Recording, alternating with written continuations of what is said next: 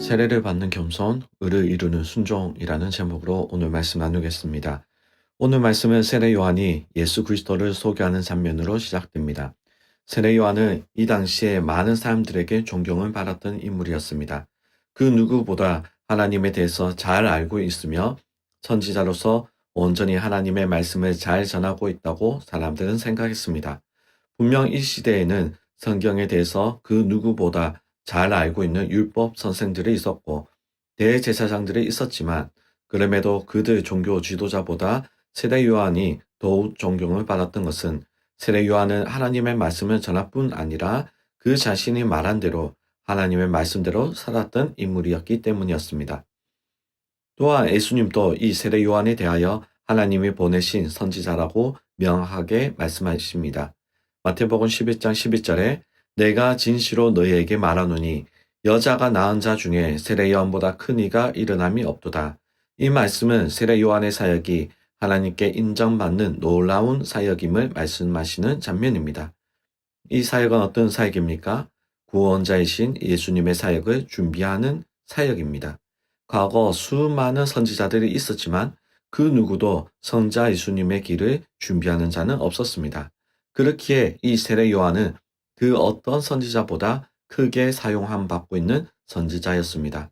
이 요한이 예수님에 대해서 말합니다. 12절 말씀에 나는 너희로 회개하기 위하여 물로 세례를 베푸거니와 내 뒤에 오시는 이는 나보다 능력이 많으시니 나는 그의 신을 들기도 감당하지 못하겠노라. 그는 성령과 불로 너희에게 세례를 베푸실 것이요. 세례 요한은 자신이 해야 하는 일을 명확하게 알고 있었습니다. 그리고 자신이 전하고 있는 이 예수님에 대해서 너무나 잘 알고 있었습니다. 그는 물이 아니라 성령으로 세례를 주는 분이신 예수님에 대해서 전하기 시작합니다. 이것은 너무나 놀라운 일입니다.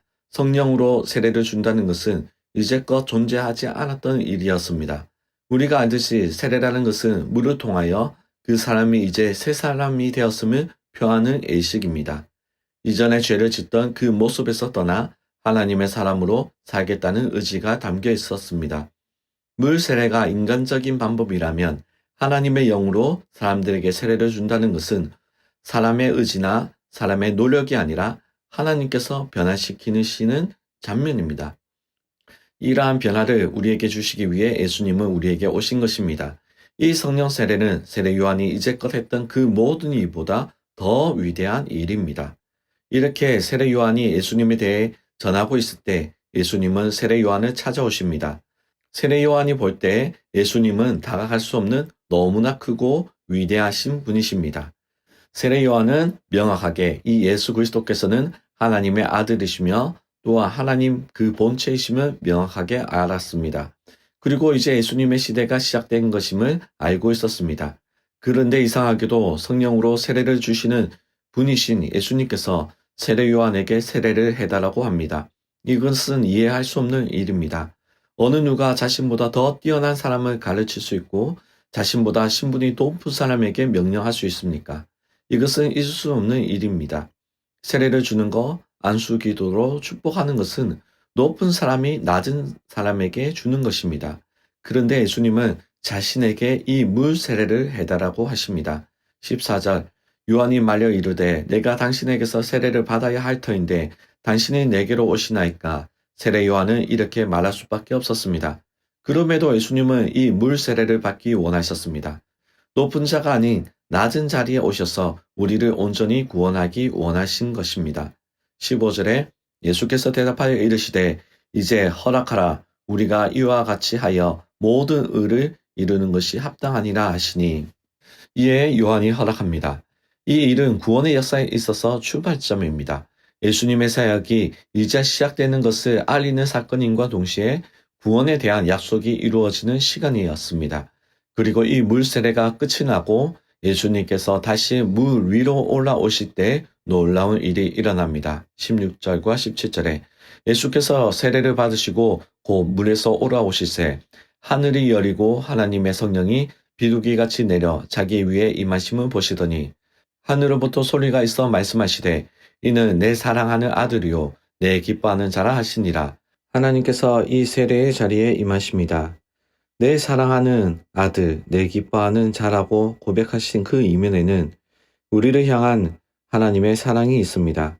우리를 구원했다는 그 마음이 기쁨으로 그리고 사랑의 고백으로 이어집니다. 오늘 말씀은 세례 요한의 예수님에 대한 증거에서 시작됩니다.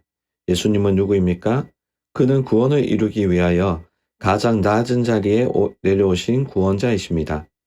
예수님은 자신을 낮추심으로 우리를 향한 하나님의 사랑을 온전히 이루셨습니다. 우리는 이 하나님의 사랑을 바라보아야 합니다. 그리고 예수 그리스도께서 낮은 자리에 가신 것처럼 우리도 그 자리에 나아가야 합니다. 우리가 이 예수님을 바라봄으로 늘 주님과 동행하는 자 되길 소망합니다. 기도하시겠습니다. 하나님 감사합니다. 하나님 겸손의 자리로 내려오셔서 구원하여 주시니 감사합니다. 우리도 주님을 닮아서 겸손하게 하시고 주님이 우리를 위해 달려가신 그 길을 온전히 바라보게 하옵소서. 주님이 우리를 사랑하시는 그 사랑을 바라보게 하시고 하나님께서 우리를 향하신 그 마음을 깨달아 알게 하옵소서. 주님과 늘 함께 하는 자 되게 하옵소서. 예수님 이름으로 기도합니다. 아멘.